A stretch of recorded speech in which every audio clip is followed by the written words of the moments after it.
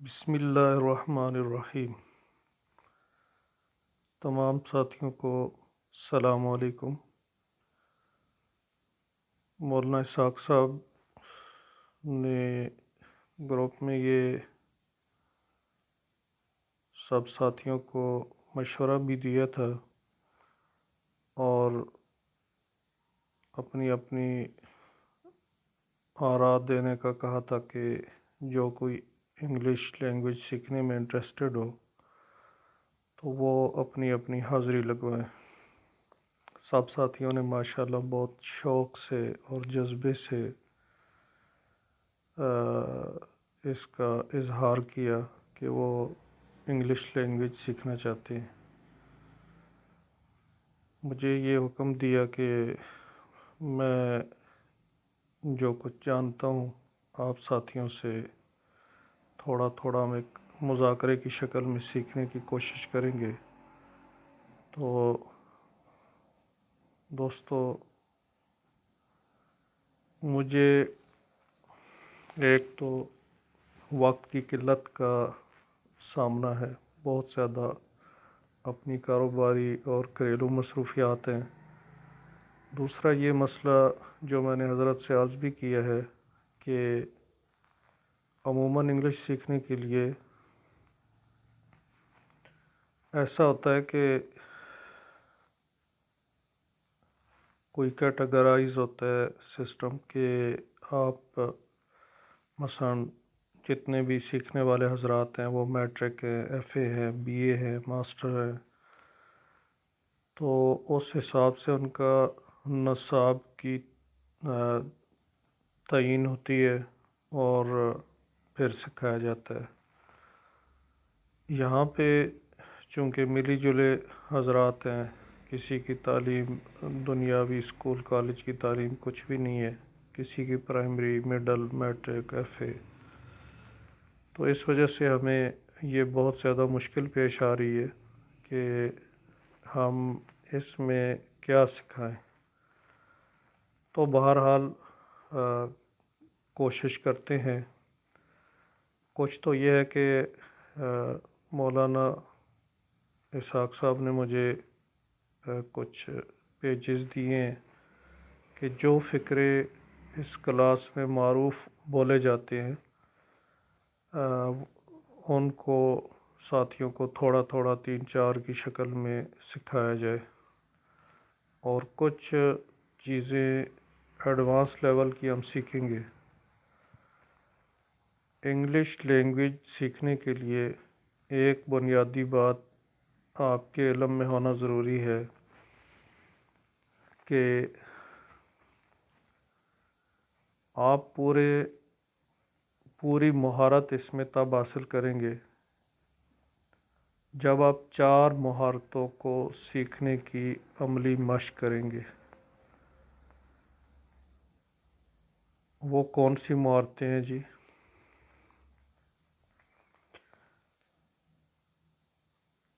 یہ ایک فقرے ہیں، چند ایک آپ کو نظر آ رہے ہوں گے اسکرین پہ، پڑھ کے سناتا ہوں۔ when we say، جب ہم کہتے ہیں that someone speaks a language fluently، کہ کوئی بندہ کسی زبان کو روانی سے بول سکتا ہے، we usually mean، ہمارا عام طور پہ مطلب یہ ہوتا ہے that they have a high level in all 4 skills، 4 مہارتیں ایسی ہیں جن کے اندر اس کا لیول اچھا ہونا ضروری ہے۔ وہ کون سی مہارتیں ہیں؟ Listening, speaking, reading, writing. Listening, سننا۔ اگر آپ انگلش سیکھنا چاہتے ہیں تو آپ کسی کو بولتے ہوئے سنیں، چاہے تو آپ یوٹیوب پہ یا جیسے انگلش میں خبریں پڑھنے والے، مختلف تبصرے کرنے والے، کوئی بھی انگلش اسپیکر ہو، آپ اس کو سننے کی کوشش کریں، کیونکہ جب آپ کمیونیکیٹ کریں گے، اسپوکن انگلش سیکھنے کا مقصد ہے اپنے آن لائن جو اسٹوڈنٹس ہیں ان کے ساتھ کمیونیکیٹ کرنا۔ تو کمیونیکیشن میں کیا ہوتا ہے، آپ بولتے ہیں وہ سنتا ہے، پھر وہ بولے گا تو آپ کو ظاہر ہے تب سمجھ آئے گی جب آپ اس کی بات کو سنیں گے. تو اس لیے لسننگ، سننا، سن کے سمجھنا یہ بہت ضروری ہے. ہم عام طور پہ یہ دیکھتے ہیں کہ جب ایک بچہ پیدا ہوتا ہے تو وہ بچپن میں کوئی زبان نہیں جانتا، پھر جب تھوڑا سا بڑا ہوتا ہے طوطی زبان میں وہ ٹیڑھے میڑھے الفاظ ادا کرتا ہے، اور آہستہ آہستہ وہ زبان کو سیکھ جاتا ہے. سیکھنا سننے کی وجہ سے ہی ہوتا ہے. جو بچے پیدائش کے وقت سے گونگے ہوتے ہیں، بہرے ہوتے ہیں، وہ گونگے بھی ہوتے ہیں، یعنی جو سن نہیں سکتا وہ بول نہیں سکتا. اس وجہ سے لسننگ یعنی سننا، اس کی اپنی ایک اہمیت ہے اور ہمیں اس کی مشق جو ہے وہ کرنی پڑے گی. دوسری سکل سپیکنگ یعنی بولنا. تو مشق کریں گے، جھجک محسوس نہیں کریں گے، اور یہ اگر انسان ہیزیٹیٹ کرے، ہیزیٹیشن فیل کرے کہ میں اگر بولوں گا مجھ سے غلطی ہوگی، دوسرے مجھ پہ ہنسیں گے، تو وہ کبھی انسان سیکھ نہیں سکتا. اسی وجہ سے یہ ضروری ہے کہ ہم سیکھنے کے لیے بولنے کی مشق کریں. اس کے ساتھ ساتھ ریڈنگ، کیونکہ انسان جب سپیکنگ سیکھتا ہے تو آپ کسی کو بولتا ہوا دیکھ کر بھی اس کی بات سن کے بھی سیکھیں گے. اسی طرح ریڈنگ، جب کوئی مواد پڑھیں گے کسی بک سے، کسی ویب سائٹ سے، تو ظاہر انسان ریڈنگ کرتا ہے تو اس کے لیے بولنا آسان ہو جاتا ہے. اور جو آپ ریڈنگ کریں گے تو اس کی رائٹنگ کریں گے تو آپ کی ریڈنگ حافظے کے اندر یادداشت میں محفوظ ہوتی چلی جائے گی. ریڈنگ کا مطلب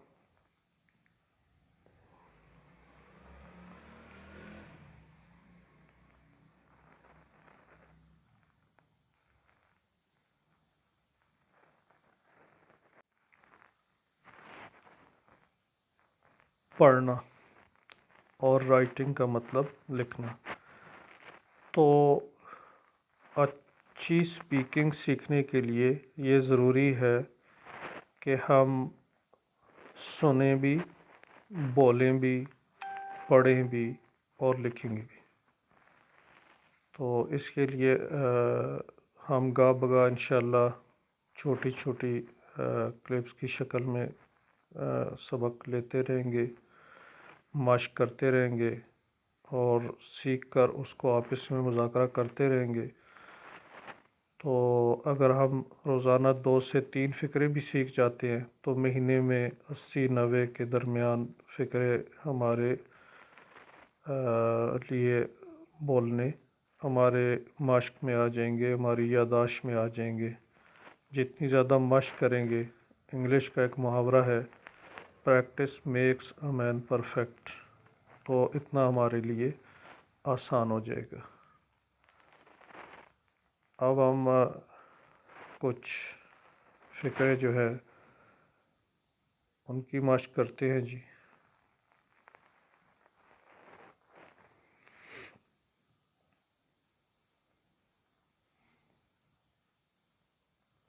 اگر آپ کسی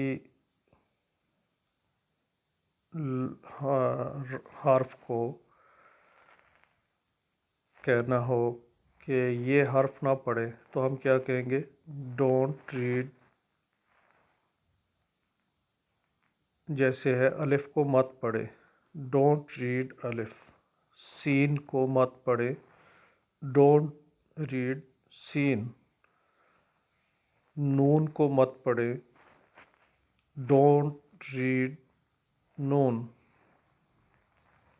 کیونکہ وہاں زبر ہے، بیکاز دیر از زبر. کیونکہ وہاں زبر ہے. Because there is زبر. الف کو پڑھیں. پلیز ریڈ الف. پلیز ریڈ، ریڈ پڑھنا، پڑھیں الف. کیا آپ اگلا صفحہ دیکھ سکتے ہیں؟ Do you see the next page? Next اگلا، پریویس پچھلا، نیکسٹ پیج اگلا صفحہ. ڈو یو سی، سی دیکھنے کو کہتے ہیں S double E C. Do you see the next page? کیا آپ اگلا صفحہ دیکھ سکتے ہیں؟ تھوڑی دیر انتظار کیجیے. Please wait a moment. Please wait a moment. Moment دیر، لمحہ. آپ یہ بھی کہہ سکتے ہیں please wait a while. WHILE while. Please wait a while.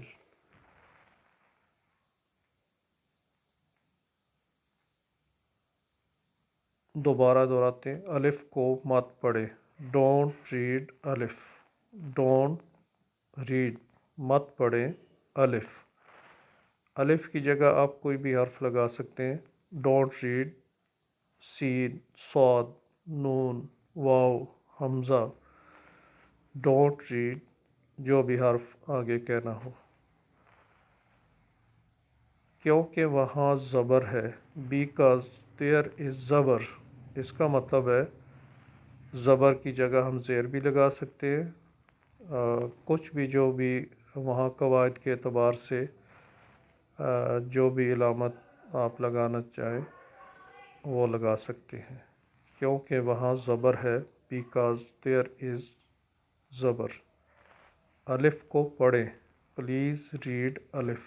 الف کی جگہ آپ کچھ بھی کوئی بھی حرف لگا سکتے ہیں. پلیز ریڈ کوئی بھی حرف آگے آپ بولیں گے. کیا آپ اگلا صفحہ دیکھ سکتے ہیں؟ Do you see the next page? کیا آپ اگلا صفحہ دیکھ سکتے ہیں؟ ڈو یو سی، سی دیکھنے کو کہتے ہیں. ڈو یو سی، کیا آپ دیکھ سکتے ہیں؟ اب نیکسٹ پیج کی جگہ آپ کوئی بھی چیز، do you see the lesson بھی کہہ سکتے ہیں. کیا آپ سبق دیکھ سکتے ہیں؟ کیا آپ دیکھ سکتے ہیں؟ Do you see now? کیا آپ اب دیکھ سکتے ہیں؟ فرض کیا کہ آپ جو کلاس لے رہے ہیں تو اسکرین شیئر نہیں ہو رہی اور کچھ دیر بعد آپ اس کی سیٹنگ کرتے ہیں، پھر آپ پوچھتے ہیں کیا آپ اب دیکھ سکتے ہیں؟ Do you see now? یہ آج کے لیے اتنی مشق کافی ہے جی. باقی ساتھی اپنی آراء تجاویز ضرور دیں کہ ہم کیسے جو ہے سیکھیں، کیا سیکھیں. میرا اپنا جو ذہن ہے وہ یہ ہے کہ کوئی بھی انگلش کا فقرہ، جملہ، سینٹنس، اس کے کون کون سے اہم حصے ہوتے ہیں گرامر کے اعتبار سے. مثلا سوال کرنے کے لیے چند ایک الفاظ ہیں. واٹ ہے، وین ہے، اور وائل ہے، وین، ہو. اس طرح کی جو گروپ بنتے ہیں الفاظ کے، ان کو ہم ڈسکس کریں گے. اور پارٹس آف سپیچ کہتے ہیں فقروں کے اندر استعمال ہونے والے جو مختلف حصے ہیں. مثلا شروع میں سبجیکٹ ہوتا ہے، آخر میں جس پہ کام ہو رہا ہو وہ آبجیکٹ ہوتا ہے، ٹینس ہوتا ہے، ورب ہوتا ہے. ورب کہتے ہیں جو ایکشن ورڈ ہوتا ہے. یعنی ہر فقرے کے اندر جب آپ کوئی بھی فقرہ بولتے ہیں تو اس کے اندر ضرور کوئی نہ کوئی ایکشن ورڈ ہوتا ہے، اس کو ورب کہتے ہیں. جیسے آپ کہتے ہیں کہ open your book, open your قاعدہ، اوپن یور پارا. تو اس کے اندر جو اوپن ہے وہ ایکشن ورڈ ہے، کام ہے. تو کیٹیگری وائز ہم سیکھیں گے پارٹس آف اسپیچ کو. اسی طرح ایک آگزیلری ورب ہوتا ہے جس کو ہم ہیلپنگ ورب بھی کہتے ہیں. وہ ورب کو مزید ورب کا معنی سمجھانے میں ہماری مدد کرتا ہے. اس چیز کو سیکھیں گے تو تھوڑی بہت گرامر سیکھیں گے تو ہمارے لیے انگلش بولنا آسان ہو جائے گا. تو ضرور اپنی تجاویز سے آگاہ فرمائیں، منتظر رہوں گا. اس کے ساتھ ہی اجازت چاہتے ہیں جی. انشاءاللہ اگلی کلاس کے ساتھ دوبارہ حاضر ہوں گا. السلام علیکم ورحمۃ اللہ وبرکاتہ.